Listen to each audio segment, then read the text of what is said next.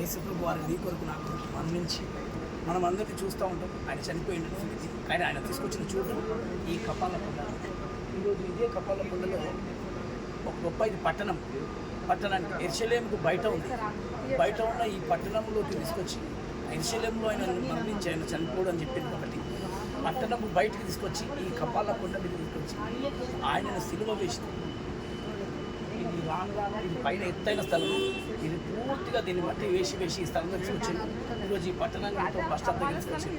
నిజానికి జీవం గల దేవుని సన్నిధి ఆయన ఇక్కడి నుంచి తీసుకొచ్చి మళ్ళీ ఇక్కడి నుంచి వేసుకెళ్ళి ఆయన సమాధి దగ్గర తీసుకొని వెళ్ళిపోయిండు. ఈరోజు మనం ఉన్న ఈ చోటు కపాల కొండ.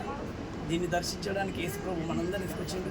ఇక్కడ మనందరినీ కూడా తీసుకొచ్చి దీవించి ఇంకా ఈ ఆశీర్వాదం ఆయన నీ కొరకు నా కొరకు సిలువ ప్రాణం మీద పెట్టి తన ప్రాణం అప్పగించిన ఆత్మను అప్పగించి తిరిగి పాతాళంలోకి వెళ్ళి సజీవులుగా అనేకులను తీసుకొని బయటకు తీసుకొచ్చిన చోటు.